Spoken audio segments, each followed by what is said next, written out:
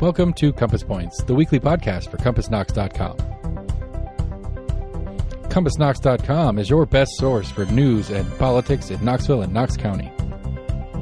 Your hosts today are Scott Barker and Jesse Mayshark, the founders of CompassKnox.com. You can find their daily in-depth coverage and subscribe at CompassKnox.com.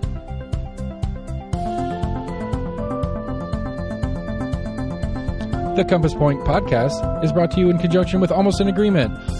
Almost an Agreement is a layman's attempt to get a handle on the workings in government and politics that we deal with every day. Check them out at almostanagreement.com or subscribe for free on your favorite podcast provider. If you'd like to learn more about the topics discussed on today's podcast, go to CompassKnox.com and subscribe for in-depth coverage and much more.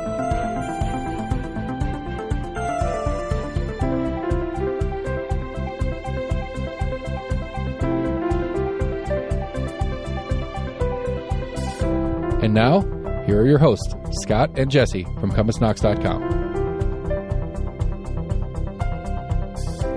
Hello and welcome back to Compass Points, the weekly podcast where we talk about Knoxville news, information, government, politics, and whatever else catches our attention. I am Jesse Mayshark, co-founder, co-publisher of Compass at CompassKnox.com, and I am joined as always by Scott Barker, co-founder and co-publisher of Compass at CompassKnox.com. How are you doing, Scott? Doing great, Jesse. How about you? I'm good. It's a Friday. It is a Friday. It's been a busy week.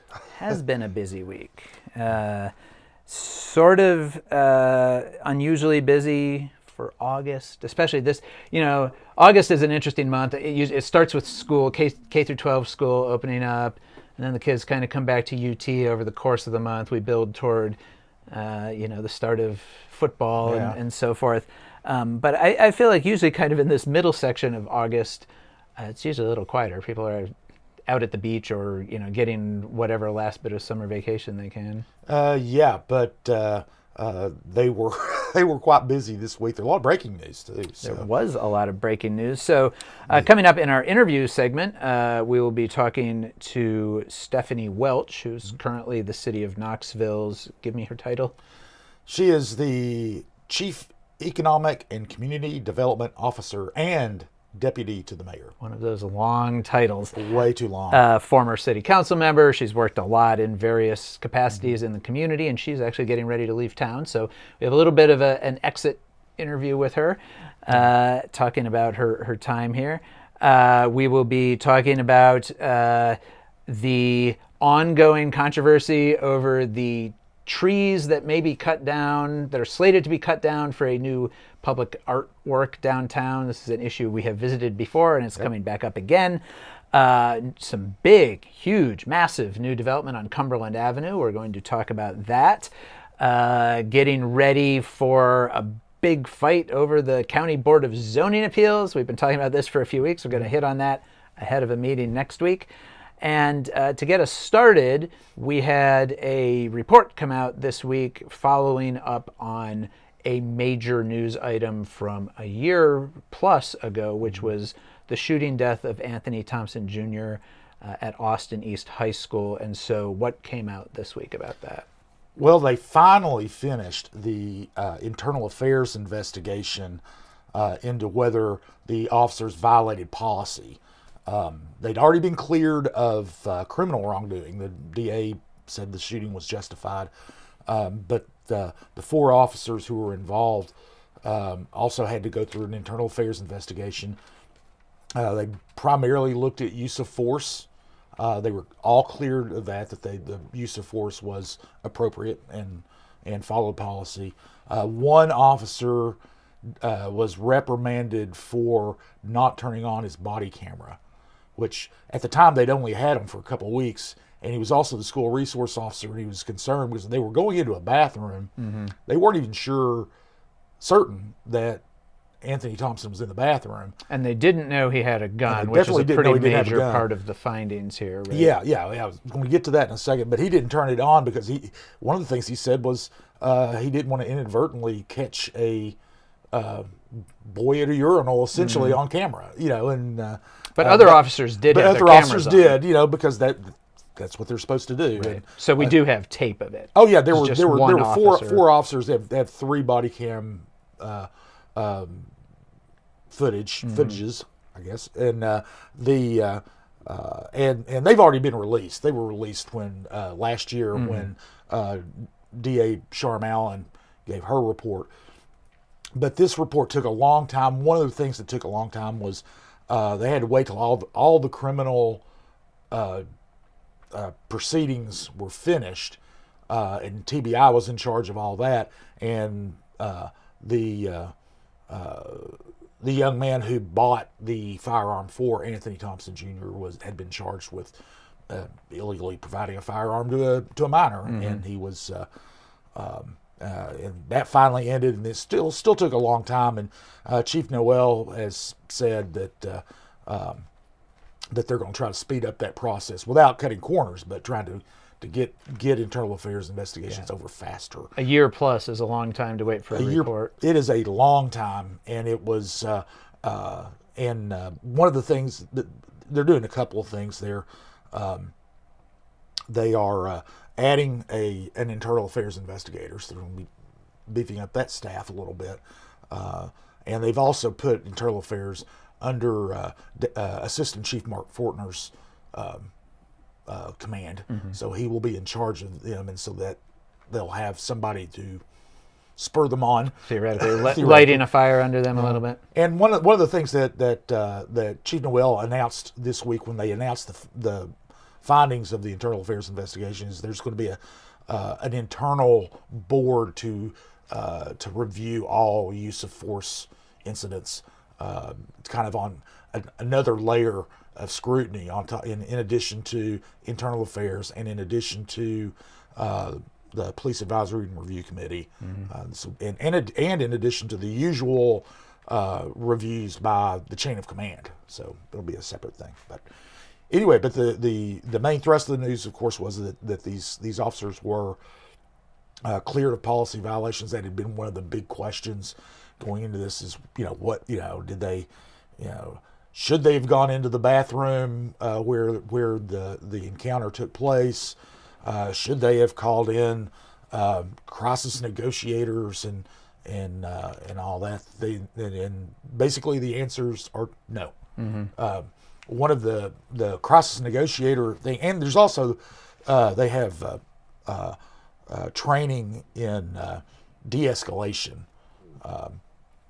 techniques, and one of the things that Chief Noel pointed out was, they didn't think that they were going into a crisis situation. They did not know that Anthony Thompson knew they were coming.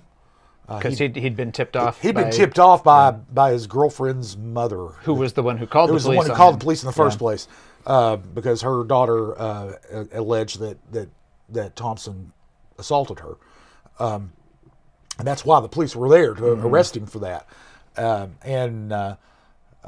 They did not think he knew they were coming. They did not think he was armed. They did not. That's obvious. You don't even have to interview them to know that, because when you look at the videotape, they all just kind of walk into the restroom. Right. They didn't have a real sense of threat. They did not have their weapons drawn. They were walking in a very casual manner.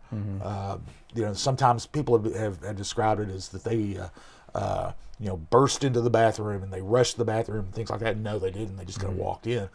But then of course, and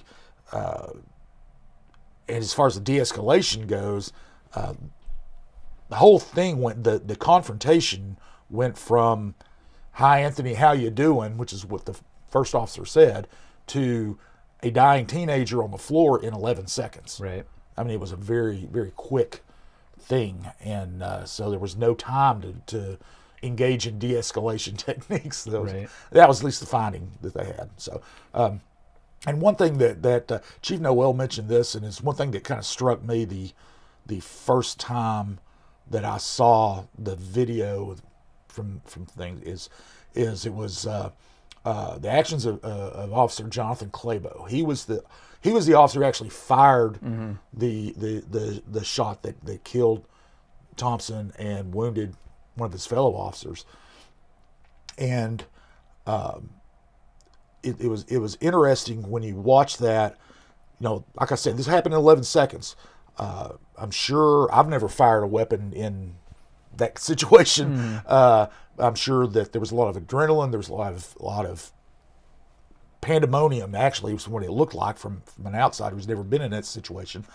It was loud. I mean, the gunshots were, ringing in everybody's ears, and there was another boy in the restroom in one of the stalls, jumped out and actually grabbed Clabo by the shoulders because they were, in his perception, assaulting his friend. Yeah, I don't know exactly why he was, but that's what he did, and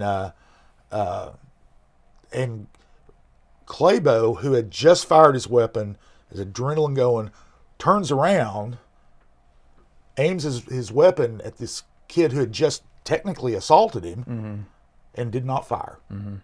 I thought that was one of the extraordinary things about this whole thing to me. Is the training kicking in. The other kid didn't get killed. Right. And he ordered him to the ground. One of the other issues that came up in this was, did they get medical assistance to Thompson fast enough? In one of the things, in Noel said that no. I mean, well, in a way, he said yes, they did. When police officers are involved in a scene where deadly force is used, their first order of business is to make that scene safe. Is how Noel explained it to us. And you had they didn't know where the weapon was, where Anthony Thompson's weapon was in the first few seconds after this happened. You had one officer who was wounded, another officer who thought he was wounded because he felt a concussion of a bullet going right by his leg, and he thought he was hitting the leg. You had one officer who, as mentioned just a second ago, had his weapon on another person in the bathroom, and so you only had one officer left who was there as Lieutenant Cash. One of the things that Lieutenant Cash did that was kind of your thing is, before he really turned around and started doing rendering aid, once they knew where the gun was and all that, he washed his hands. And he had blood on his hands. He said that he told investigators that it was whether it's been drilled into their heads that bloodborne pathogens are bad. So he did that, and then started checking on Thompson, realized the extent of his injuries, and tried to get, and eventually the school nurse came in and took over. Well, one of the things about it is nothing that anybody there could have done would have saved him. The autopsy had reported that he, the bullet that entered him pierced both lungs and part of his heart. Right. So he was not going to survive, no matter how quickly aid got to him. He was going to die very quickly. Well, so this report, kind of from the official KPD side, lays to rest questions about policy violations. It does not lay them to rest from the point of view of Anthony Thompson's family and his mother, who's filed a lawsuit, right, alleging essentially that they didn't follow their training. Right, that's what this lawsuit says. Right, and that as a civil rights violations, and that they didn't follow training. They didn't. Part of the part about the speed of the aid, the medical aid is part of it. So that's pending. That's going to go on too. One of the things is that and I think that people might bring up, and it will probably, don't want to read them out of an attorney, but maybe the police didn't follow or didn't violate procedures and policies, but maybe the policies and procedures should be changed. That might, and in fact, one of the things that Margaret Hill, their attorney, has said was that part of the reason this is filed is to force change in the police department. So that's still going on.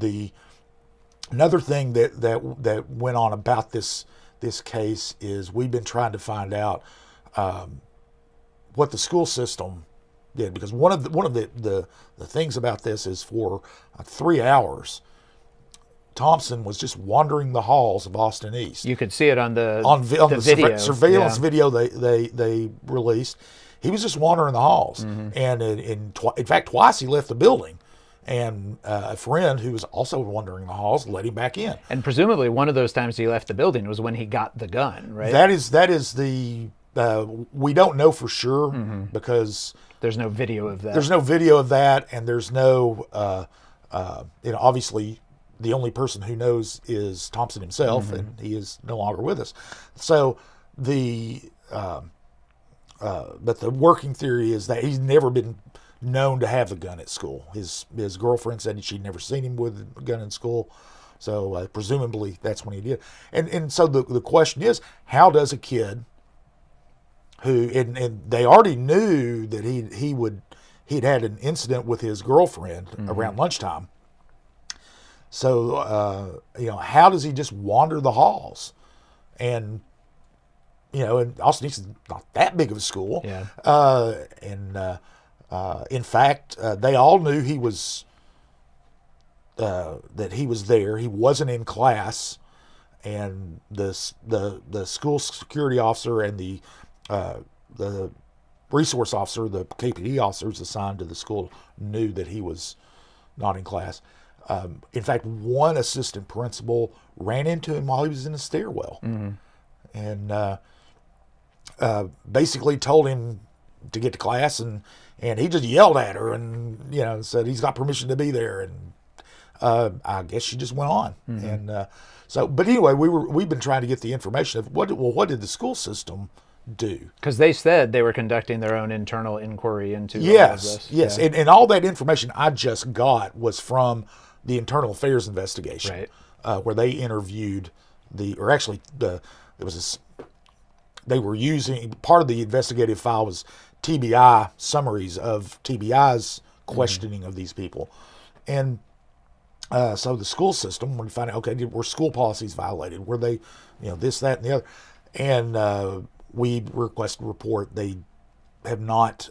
They informed us on Friday or Thursday that no, they weren't going to give us any documentation on it. That it was all privileged under either attorney-client privilege or privacy issues, things like that. So they basically said no policies were violated, but we can't show you any documentation. So. And if they've made any changes as a result of this, they can't talk about those either, because that's operational security, essentially. Absolutely. So Right. it's kind of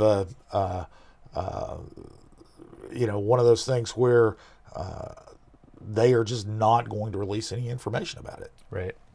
Well, so there's that lawsuit out there. There may still be something to come from that, but mostly it seems like this case is kind of from the institutional side, it's kind of winding down. Yeah, from the institutional side, it's pretty much over. Right. And because there's no criminal charges, there are no disciplinary action against the officers.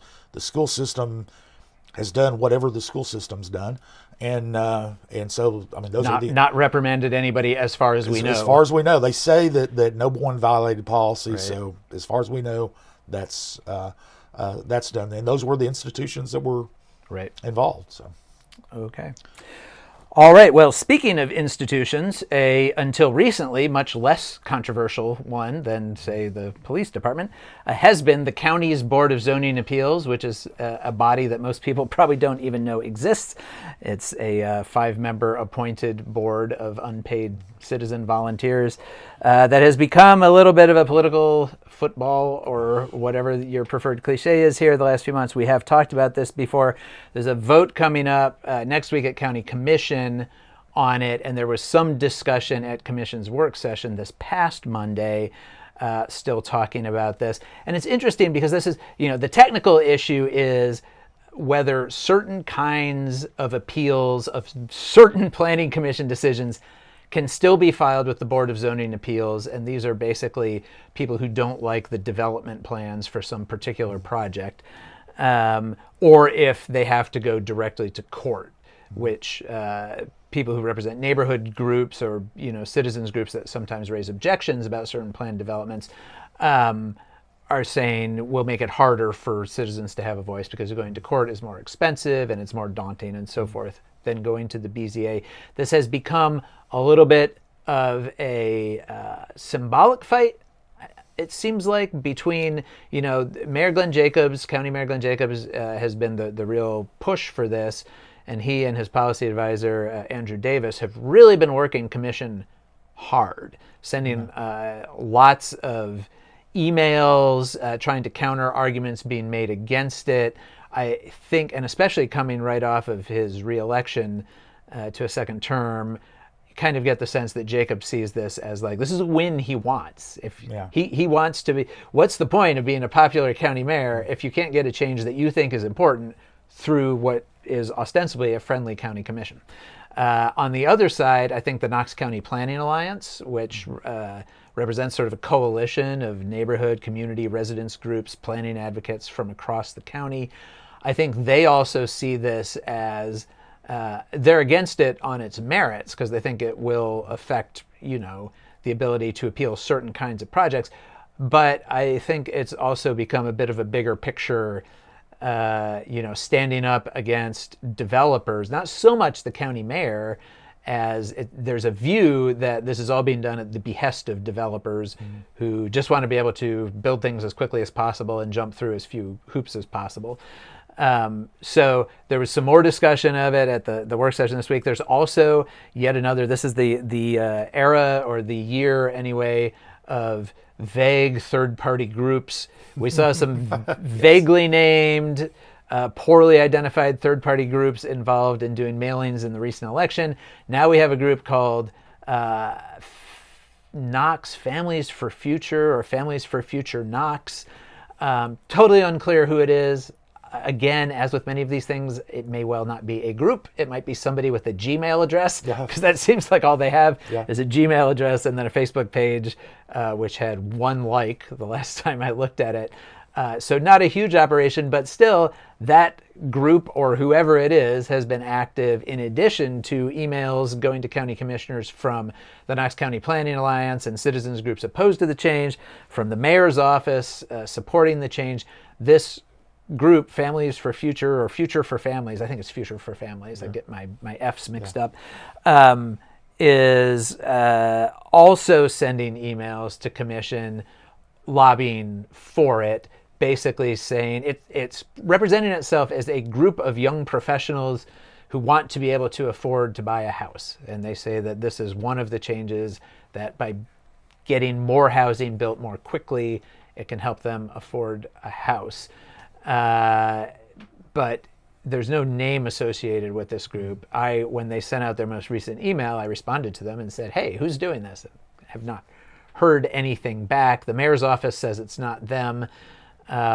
That group sent out a sort of interesting email this past week attacking Liza Starbuck, who is one of the co-founders of the Knox County Planning Alliance, who spoke at last week's meeting, saying that she was responsible, she and a group of community advocates, for not allowing a warehouse development in East Knox County 20 plus years ago by H.T. Hackney.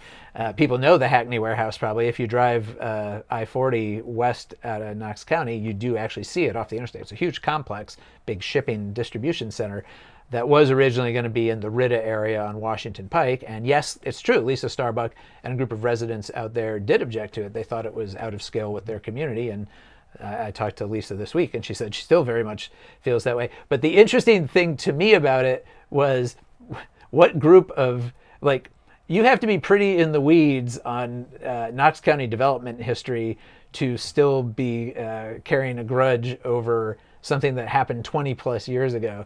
And so, it's this kind of, what group of young professionals in Knox County is sitting around out there still mad at Liza Starbuck from something that happened 20 plus years ago? Well, if you're a young professional and you're from Knoxville, Knox County, you would have been a teenager when that happened. or maybe a preschooler, or younger, know? a teen, or younger. You know what I'm if your definition of young professional is 40 years old, and everybody's under 40. I mean, if you're 40 years old, you were in high school when this all happened. If you were 30 years old, you were in elementary school when this happened. So, and very few elementary school kids follow development projects. So. Yeah, which is neither here nor there. I don't think this group is really that much of a factor in this. It's just an odd little thing, and we are seeing this happen more. These kind of untraceable third parties kind of popping up. Anyway, the real action on this is going to come at next Monday's commission meeting, but there was continuing jousting through the week this week, showing, this issue, as sort of esoteric as it is, has become kind of a big deal. Oh yeah, and people are passionate about a couple of things. Developers are passionate about their work and making money, and residents and homeowners groups, things like that, are passionate about their neighborhoods. Yep. And so you're going to get this, and I think you're right. I think it's not just symbolic, but it is symbolic. It's kind of a representative battle of those forces. Yep. So speaking of development, we had some more development news this week, which may or may not be. Well, it's not going to be anywhere near as controversial as that, although not everybody, I guess, loves it. What happened? What did we find out about Cumberland Avenue this week? Well, we found out that there is a huge development coming in. We had reported before that there was a company out of Chicago that had essentially bought the 1900 block of Cumberland on the north side, the block where Stefano's is located, and O'Charlie's used to be in that block, if people can remember that. They bought that whole block. They hadn't said anything about, and they bought some property across the street as well. They hadn't really, they wouldn't talk about what they were going to be doing. Turns out they went to the city's Board of Zoning Appeals, which is a different body. A lot of Board of Zoning Appeals news this week. If you're a Board of Zoning Appeals junkie, this is your show. They went to get variances to the code down there. Now the building code in the along Cumberland Avenue, the Strip, as most of us know it, is a form-based code. As long as it's less about what the building's used for and more about setbacks and building heights and things like that. And they wanted to get most of their variances had to do with building heights, because they're wanting to build 2 10-story mixed-use, mostly residential buildings, and 2 8-story, mostly residential mixed-use buildings, covering all or most of 4 blocks. Right, so kind of on the north side of Cumberland, this is like between 19th and 22nd Street, right? Between 19th and 22nd, and then it's between 19th and 20th on the south side. And these will be huge. There are already a couple of these really big residential developments that have gone in Cumberland. This is going to be very similar to those, a little bit taller. Right, because 8 stories is the limit that the code actually allows, right? So they had to get the variance to go up to 10 stories on those 2. Right, and then they're also building behind the 19th Street development. They're going to be building a parking garage.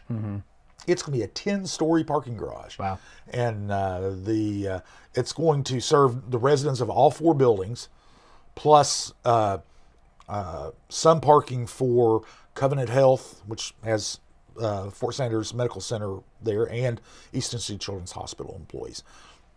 So they're going to be able to use that parking there.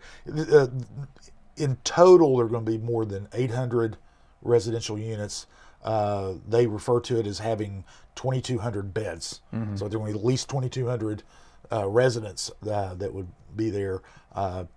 So that would be living right there on Cumberland Avenue. These buildings will have street level retail spaces, right? They will have required by the code also. Yes, they will have street level retail, and I mean, one of the issues that always comes up is, well, what about the businesses down there? A lot of people have talked about some of the businesses either closed or relocated when they redid the streetscape of Cumberland and shrank the width of the road. And of course, one thing is, if those businesses that will be in those buildings and the other businesses on Cumberland Avenue, you're going to have 2,200 at least Right. new customers. Yeah. So it's going to be interesting. It'll be they wouldn't give us a total on the amount of the investment, but it's hundreds of millions of dollars. And now that they have these variances, that's it, right? They can proceed with this project. There's no further level of review or approval that needs to be given. It doesn't need to be rezoned or anything. All they've got to do is go pull permits. And I don't know. They were vague about the time frame. They want to get started construction early next year. Sure. I would imagine that some of the demolition work will begin this year because they are going to have to demolish a lot of buildings before they can start really prepping the site. Building the big new ones. Well, and after we reported this, some of the feedback that we saw online on our Facebook group and other places, there are people who just don't like what has happened to Cumberland. They don't like the size and scale of these new buildings. It's worth noting that this was the plan.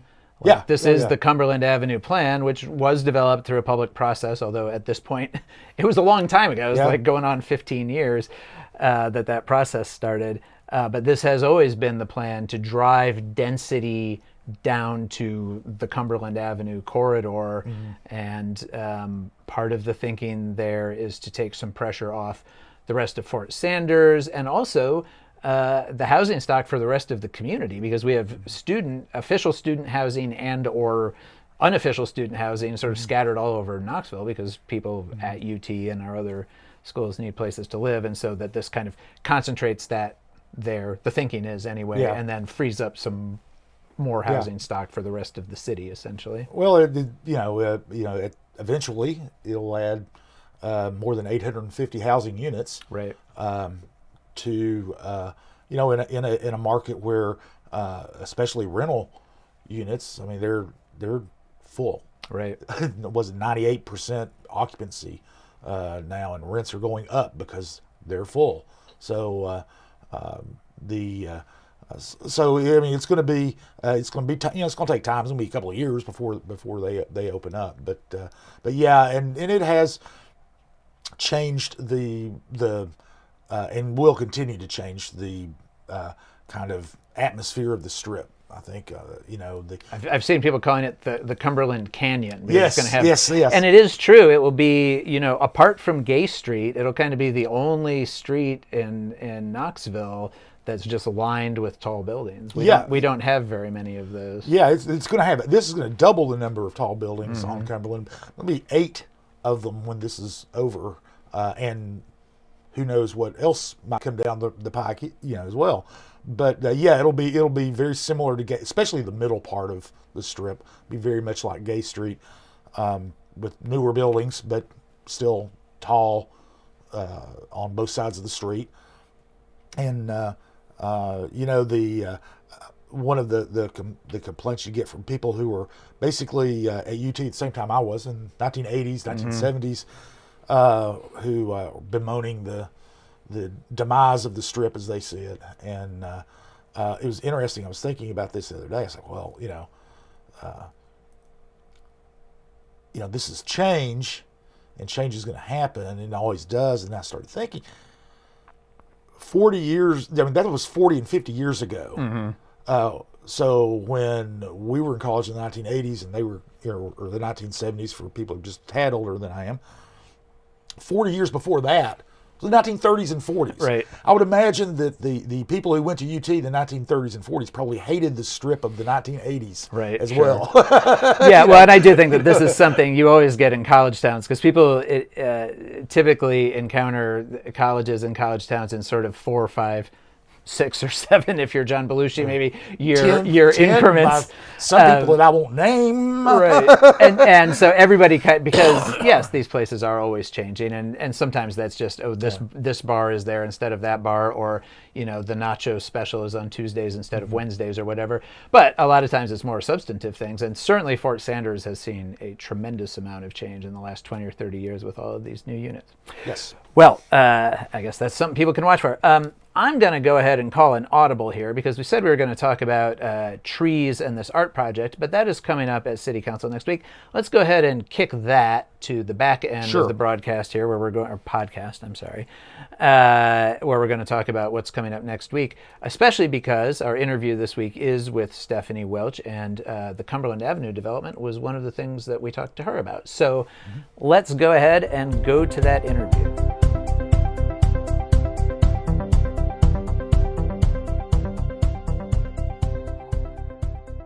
Our guest this week is Stephanie Welch. She is Deputy Mayor India Kincannon and the city's Chief Economic and Community Development Officer. But that's what she's doing now. She's been involved with a variety of government and educational institutions over her time in Knoxville, and her time in Knoxville is coming to an end. So we wanted to check in with her on that, and also about some other things that have been popping up in the news lately. Stephanie, how are you? I am doing great. Thank you both for having me on. Good. We're glad to have you. Listen, your shop in city government has been quite busy lately. You are the city's point person for the multi-use stadium in the Magnolia Avenue Warehouse District, and that's in the news because of materials cost increases. Need to make sure there's more revenue, and the city and the county have created a tax increment financing district in around the stadium to help pay for the construction. Explain what a tax increment finance district is. Well, and go. Go. Go. So, in a nutshell, what this TIF district, tax increment finance district, does is, first of all, here's what it doesn't do. It doesn't change anything for property owners who are in the district. They continue to pay property taxes at the same rate as everyone else, and those existing tax revenues go into the city and county general fund. So nothing changes, except when property gets redeveloped and the value of that property increases because of redevelopment. There are the potential for new tax revenues to be generated. In a TIF district, those new tax revenues above and beyond what the base tax was go into a special fund, in essence, that helps pay for public infrastructure in that area. So in essence, it's a way to make sure that new investment within that specific area is actually any new tax revenues are going directly back into that district to help continue to improve the infrastructure in that area. Great. Now, this isn't the first TIF district. There's also a TIF district in the South Waterfront. Yes. How has that been going? Well, I would say, as a longtime South Knoxvillian who has been eagerly awaiting the kind of investment and development that's been happening over there for the past few years, that TIF district is a great example of how when you set up an area to help make sure that new incremental tax revenues continue to invest in that area, it really does drive additional private investment, which is all of the great new little, boutiques and restaurants and bars that are moving into that area, because it's a great neighborhood to begin with, but it's been a neighborhood that's been enhanced even more through investment from the city and county in infrastructure over there. one more TIF question, then we'll move on. What's the potential for the Magnolia Avenue Warehouse District TIF? What's the I don't know if you guys have run numbers or anything, but what's the potential for it to really meet the goal of spurring development and raising revenues to pay for the infrastructure in the stadium? Yeah. So it's always hard to predict because it's hard to tell how much new private investment is going to come in. But what we are trying to do is, first of all, repay the city for infrastructure investments that will be around $14 million. And there is likely also going to be a gap between what we have available for funding to construct the stadium and what will be needed. So the TIF will be utilized to help, if it produces, which we're assuming it does, will be used to help pay for that.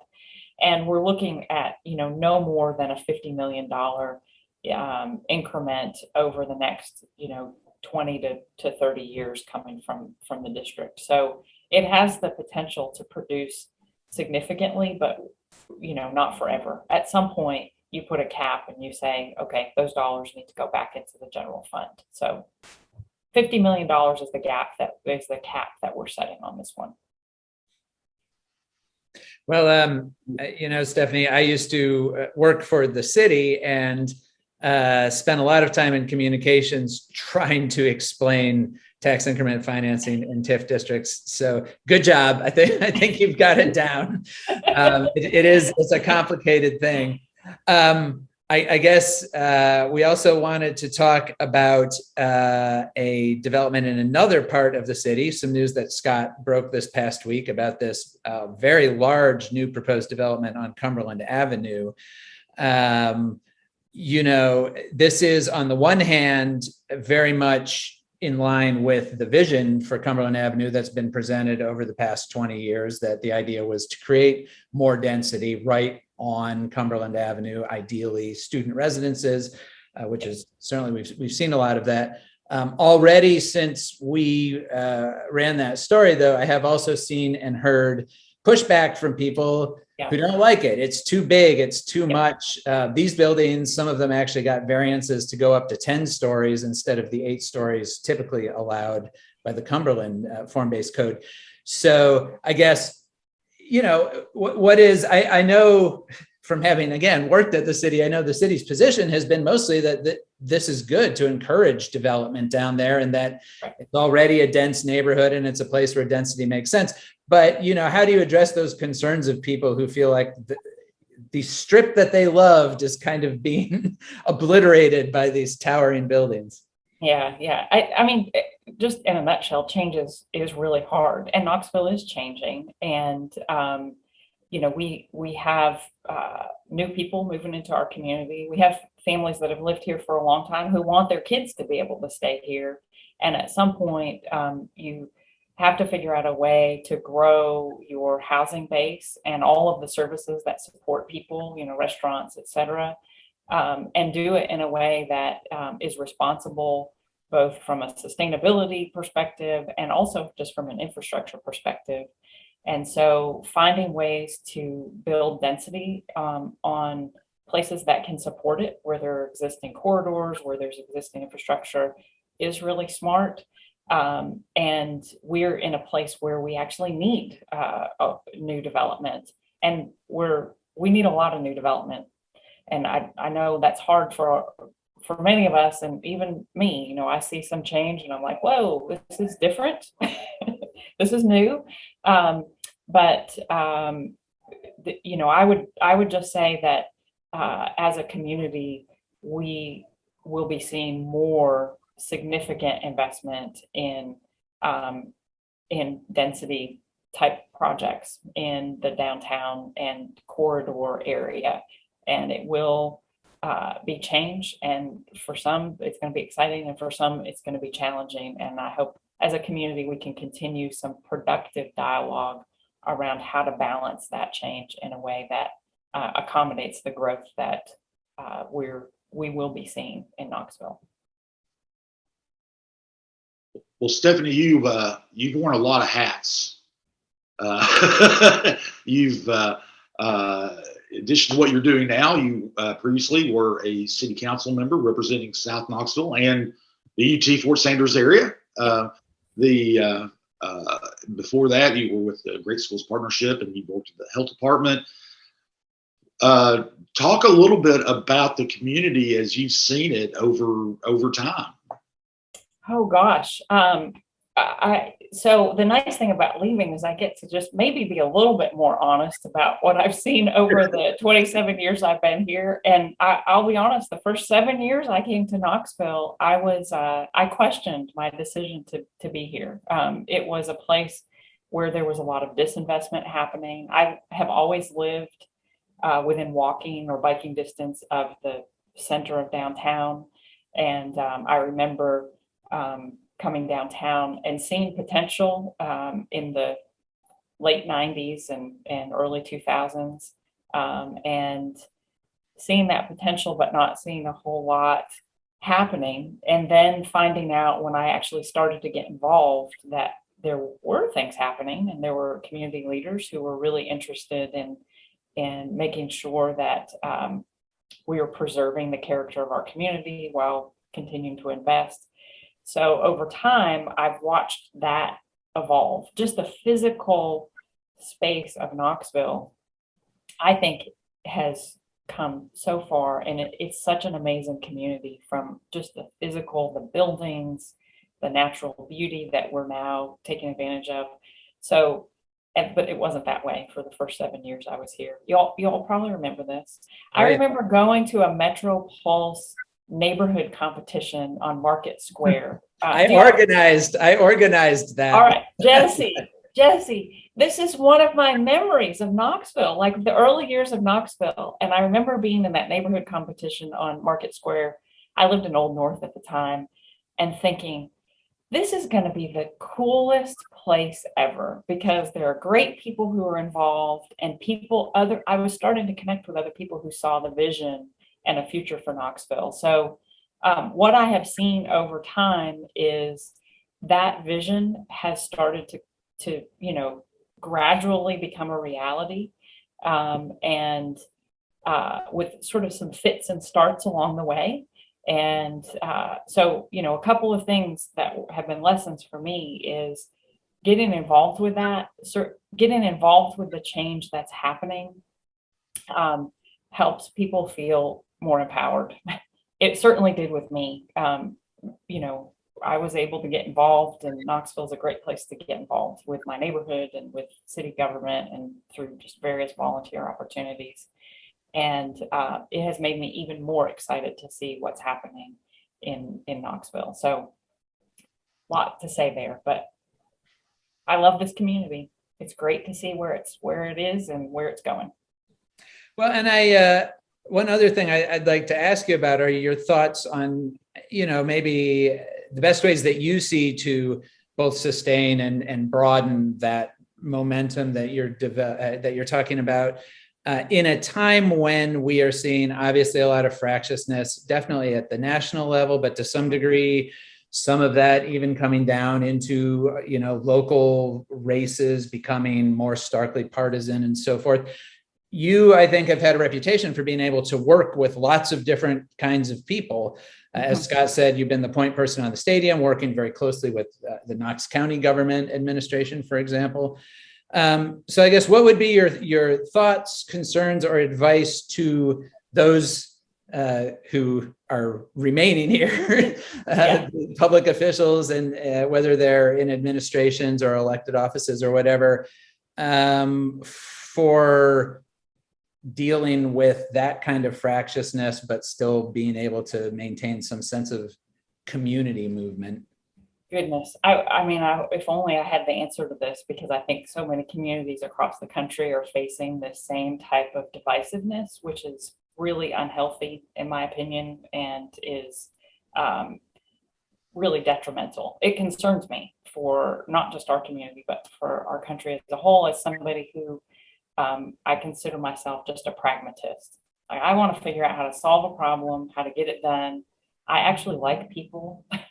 So, it's kind of nice. I enjoy working with people. So I don't get on social media. That's a big deal for me because I feel like social media was intended to be a platform for being social, and it feels to me like it's transformed into a platform for people to be hateful. And I'm not saying that everybody's that way, but it certainly feels that way to me oftentimes when I read things. So, and sometimes the people who I feel like are being divisive and sort of in some ways hateful are people who on an interpersonal level are awesome, who I could work with. So ignore social media. That's one of my things. Like just I don't engage.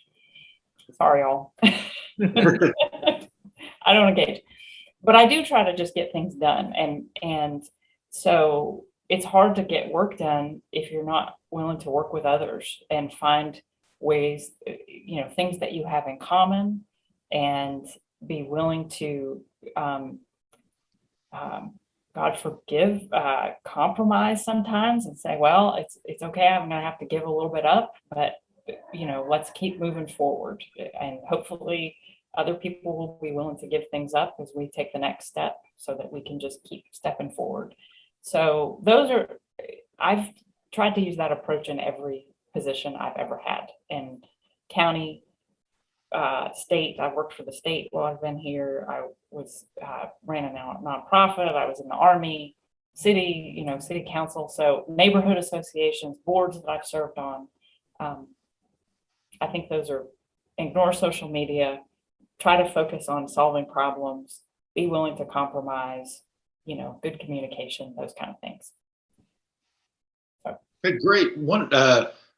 You spent quite a bit of time in our talk today talking about how great Knoxville is and how much you love it. Yeah. But you're leaving. Yeah. For our listeners who don't know why, who haven't got up to speed on that, why are you leaving and where are you going and what will you be doing? So my family is all in New England, and I'm the only one down here, 1,000 miles away. It was great when I was 22 years old, 23 years old. I needed that. It was even great when I was 40 years old. But now that I'm getting even older, it's become apparent to me that 1,000 miles is just way too far. And I know that, and I'm a person of action. And so I knew when it's too far, I am compromising my personal well-being and my family relationships for something that's also important, but that I'm going to have to give up. And that's my love of Knoxville and the work that I really love. But I know myself, and I know that where I'm moving, I am going to also love it there. And I will also find meaningful work. I don't know what it's going to be yet. So it's kind of fun to, not know. And I will figure that out, and we'll just see where the path leads. All right. Well, thanks so much for talking with us. And I think both Scott and I would say that we've always enjoyed working with you in a variety of different ways in the different jobs that we've all had. But certainly wish you all the best. Well, I count on among the things that I will miss about Knoxville is you and the Compass. Knoxville, please, subscribers, get your friends to subscribe, because it's not a shameless ploy for the Compass, but I do think that it's a great source of news, and I am a regular reader. So, thank you very much. Thank you. One thing is you can still subscribe while you're living in New England. Just keep up with the goings on. Our email does reach Maine. I don't think we have any subscribers in Maine right now, so taking out new territory for us. Hey, I'm moving to Knox County, Maine. Just so you know. Yeah. Right. Well, thanks again. Thank you, guys.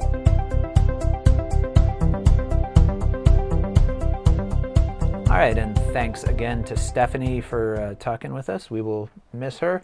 It's funny. This is kind of the third exit interview we've done in a row because over the last couple of weeks we talked to County Commissioner Randy Smith, who's getting ready to leave office, and School Board member Evity Satterfield, who, like Stephanie, has also left town or is leaving town. So this is the kind of thing that I think we'll do probably on an ongoing basis. I feel like when people are leaving, a lot of times it's a good time to talk to them because, as Stephanie said, she could be a little more candid maybe about some things than she would be in the past. And it's just interesting, I think, to get the perspective of people who have, really been there and been engaged. Oh yeah, it absolutely is. We're kind of like the train station, in town when somebody's leaving. We're the last stop. That's right.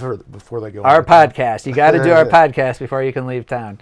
All right, this week's Q&A segment, and this is something we do every week where we go on our subscriber-only Facebook group, The Compass Colloquy, available to all Compass subscribers, one of the many great reasons to be a Compass subscriber. And we go on there and ask if anybody has particular topics or issues they would like to see discussed. And we had various things raised this week, and one that seemed like maybe fell within the parameters of what we could address in this segment has to do with KUB, the Knoxville Utilities Board. We did have a little bit of news this past week. One of the things County Commission is voting on Monday, and which the KUB Board of Commissioners themselves also voted on this past week, is going to be a program to provide free internet to low-income households, basically. And this is for students, K through 12 students who don't have good access to broadband internet at home.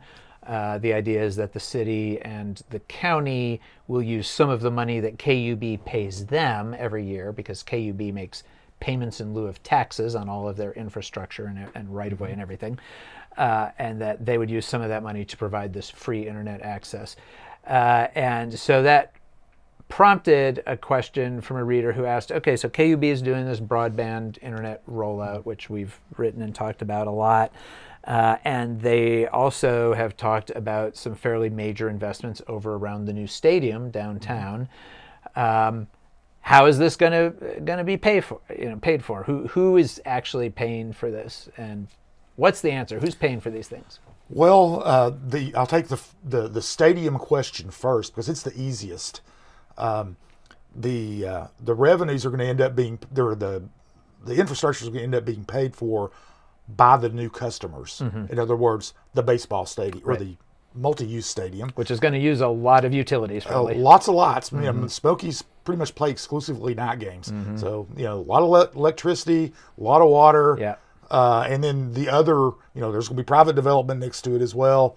Those are going to be new customers, but those revenues that KUB gets from those customers will essentially pay for the $13.5 million in infrastructure that they're putting in. Right. And so that's basically the users are paying for it. The users are paying for it, the new customers. Yeah. So the old customers aren't paying for it. Yeah. That'd be the new customers. The broadband question is a little more complicated,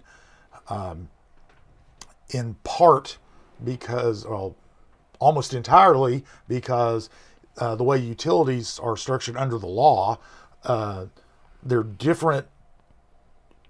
Specific utilities are basically their own little company. They have to be accounted for separately. The revenues are separate. So talking about for KUB, the electric service has to pay for itself. The water service has to pay for itself. Absolutely, and you can't use revenues from the water system to pay for electricity. A new substation. That has to come out of the electric revenues. So they keep all that separately, and they have to do that by law. So they created a new division, a new utility service called the fiber division, and that's going to be how they get the broadband to you. One of the things that KUB was already going to put in fiber optic cable. It wasn't going to go all the way to everybody's house originally, but so the electric division was going to be doing that already anyway. Now that they've decided to go into the broadband business, they need to extend it, the fiber optic further. The electric division's still doing the infrastructure. So what they're doing on the front end is they've already approved these raises. They raised electric rates 3% over this year, next year, and the next year. I have noticed my KUB bill is a little bit higher. Yeah, this is why your KUB bill is a little bit higher, because they are putting in now this the infrastructure. Like I said, it was originally going to be going in for the electric system. It's going to help make the system more reliable. Outages will be, in theory, are going to be less frequent and not last as long. It's basically a smart system. So, the KUB operations, they'll know what's going on without even having to, send somebody out. They'll be able to fix a lot of things. Anyway, so, but because everything has to be separate, the electric division is also loaning money to the fiber division, because the fiber division doesn't have any. It doesn't have any revenue yet. They're setting up, and the fiber division is going to pay the electric division back over time from the revenues it generates from people who subscribe to the broadband service. Right. So basically, existing customers are paying. Electric customers are paying 3%. If I recall correctly, originally the increase was going to be 2% a year, and now it's going up to 3%. So it's a little bit more for broadband access to everybody, and that broadband access obviously is not free. You're going to have to right. $65 a month is the base level that they're talking about for a household to get internet service. Yeah, and but that's how that's paid for. I know that's it's real complex, but all funding for utilities is complex. Right. But it still basically comes back to the people who use the services pay for them. That's pretty much what it. Yeah, well, and that's how utilities operate. They don't have any money unless they have customers paying them money. Right. So. All right. Well, we will hopefully have another good question next week from our readers. If you're not a subscriber, now's a good time to go to CompassKnox.com and check it out and join our Facebook group. And you too can suggest topics for us to talk about here. Looking ahead to next week, we have a couple of meetings. County Commission is meeting on Monday for their voting meeting. As we talked about earlier in the podcast, this is going to be the final decision on this big Board of Zoning Appeals fight. That's probably going to be a somewhat lengthy discussion, I imagine, Monday night. And it is honestly a little unclear how that vote is going to go. I think it's going to be kind of close either way, but it's not real clear where that's going to shake out. And also, County Commission will be voting on this expanded tax increment financing district for the stadium that we talked about with Stephanie, and these changes in the stadium agreement. And then those also, the next day, on Tuesday, go to... Tuesday is Stadium Day. They go to the Sports Authority Board in the morning, and in the evening to City Council. Yeah. Same agreements, expanding the tax increment finance district, which is designed to generate funds to help pay for the stadium and infrastructure. We've written about that before. We'll be writing about that again this week before the meeting, actually trying to delve a little bit more into what a district is, TIF district is, and how it all works. That's right. TIFs and boards of zoning appeals. Oh, man. These are the sexy topics that we here at Compass devote more time to than anybody else in town. Absolutely. But it's important stuff. It's very important. Anyway, they're going to, that's the primary thing on the Sports Authority's agenda is going to be this. City Council is going to be considering it as well in the evening, but City Council's also got another issue that has bubbled back up. Does it have to do with trees? It does have to do with trees. Yes, it does. As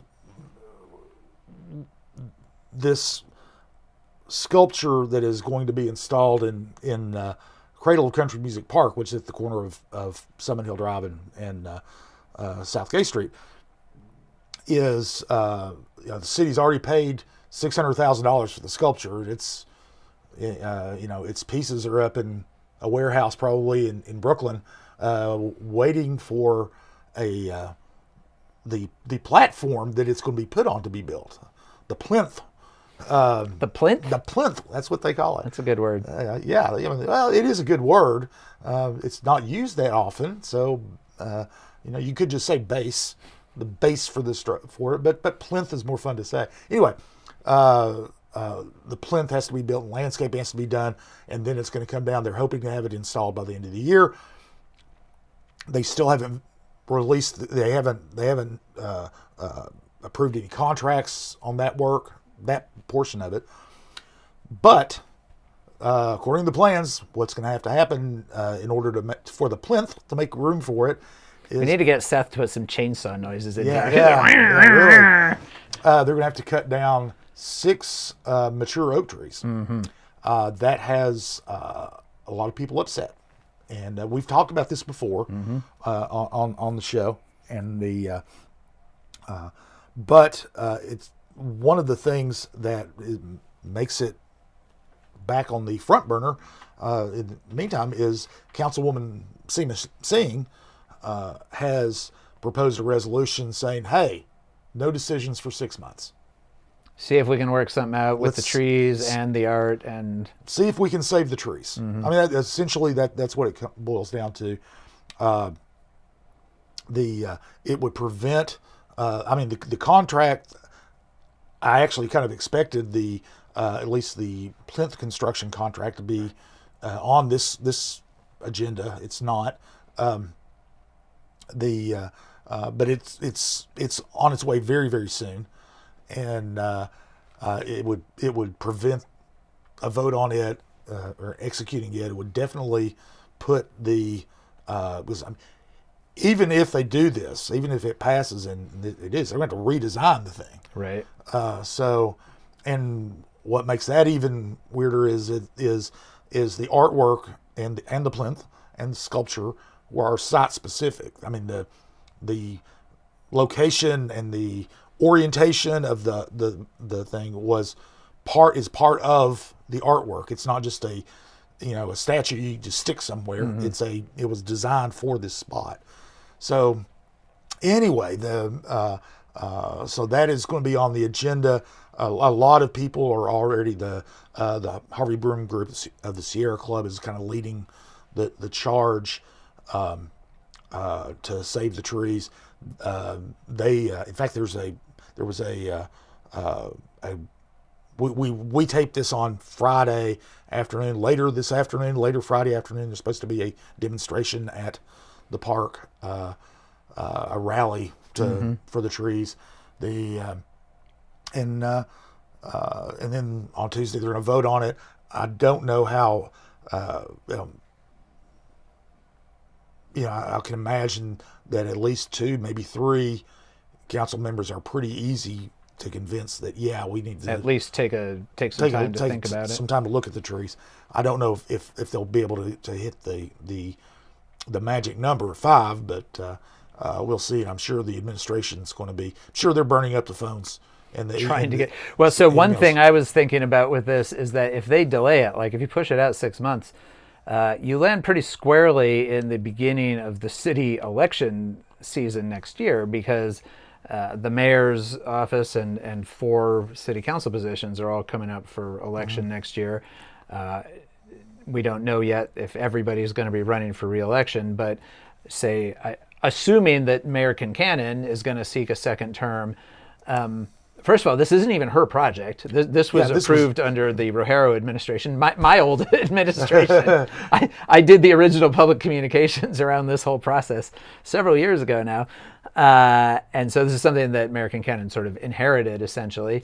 And it is not, I think it's fair to say it's not necessarily beloved in the general public. Every time this is raised online on social media, which granted is a sort of self-selecting audience, but mostly what you see is people making fun of it, saying they hate it, why are we wasting money on this, blah, blah, blah. Public art is not necessarily easily embraced by your average taxpayer. And so if this, the city has already spent a lot of money on this, they're committed to it. They've bought the art, essentially. And so I just don't know if Mayor Kincannon is going to want this lingering, final decisions about it lingering over into early next year as we will start to be entering, the real political season. You can imagine that the administration would probably rather just let's just go ahead and get this done, get it in, let people get mad about it if they're going to get mad about it, and or maybe once it's in place, people say, hey, this is kind of cool, I like it, whatever. But I can imagine some real disincentives for the administration to kind of have this go on and on. Right, I agree with you. They want to get it done.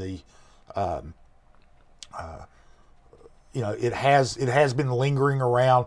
COVID was a big. It would have already been in place if it not been for COVID. Let's look at this. We at Compass broke the story of what the actual design of the thing was going to be. We were the first ones in town to run the rendering.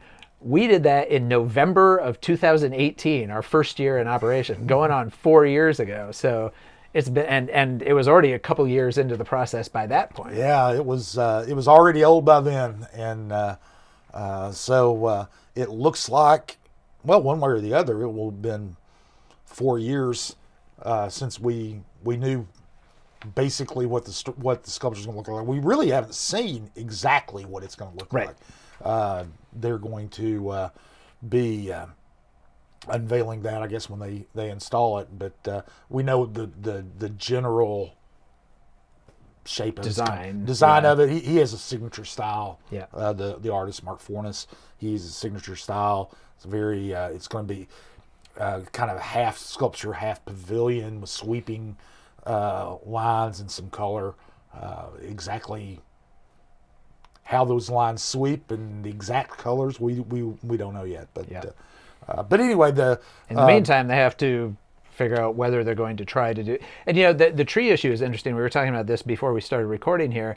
But I remember during the redevelopment of Market Square 20 plus years ago at this point, there was also a big fight about whether to save the trees that are at the south end of the square, which they did save. Those weren't in the original design for the redesign of the square, but there was, a lot of public pushback. People like trees. They especially like big trees, kind of invested a lot of time in having these trees grow. And the city obviously says that, we need to take out these trees and we're going to then go back in and replant even more trees, which will over time grow.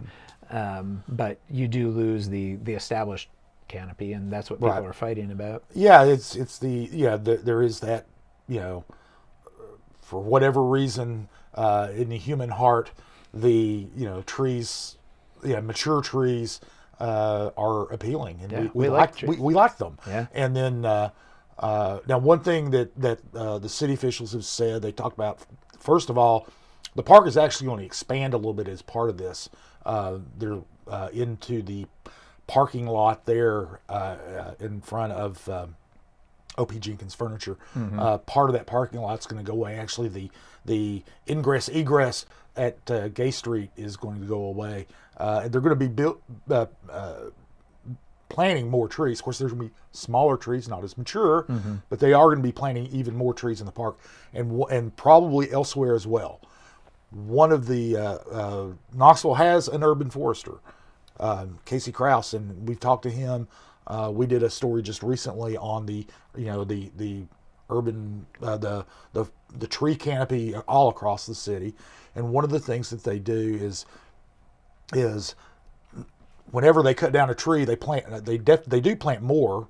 What they'll do, the formula they use essentially is take a tree that's 12 inches in diameter. If you cut it down, you've got to replace it with a number of trees that, say 6, that are 2 inches in diameter when you plant them as saplings. And then, so you've got 6 trees instead of 1 tree. Yes, they're young now, but then trees grow. Right. 20 years from now, 10 years from now, they'll be larger. They'll start producing shade, more of that canopy. So it's one of those things that they try to mitigate the damage done when you cut down a tree. Try to mitigate that by eventually over time creating more of a tree canopy. Right.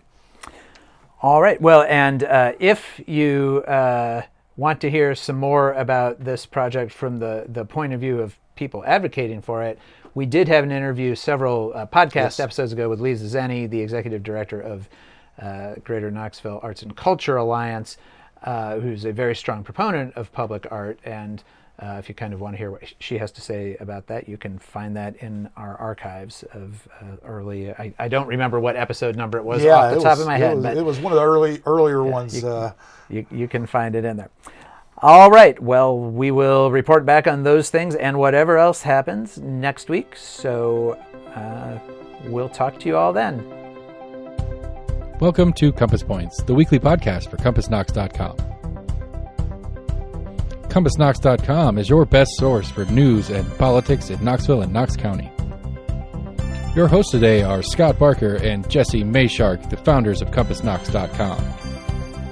You can find their daily in-depth coverage and subscribe at CompassKnox.com.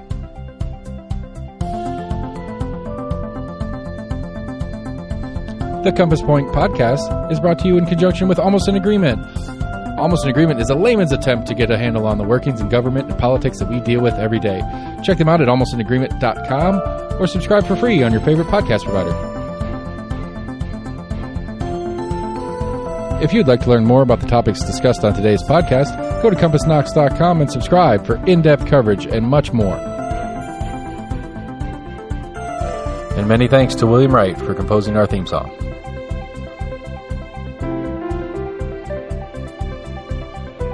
Compass Points is a partnership of Barking Shark Media and Barbarian Productions, and recorded by Lord Seth A. Barber at Barbarian Studios, Knoxville, Tennessee.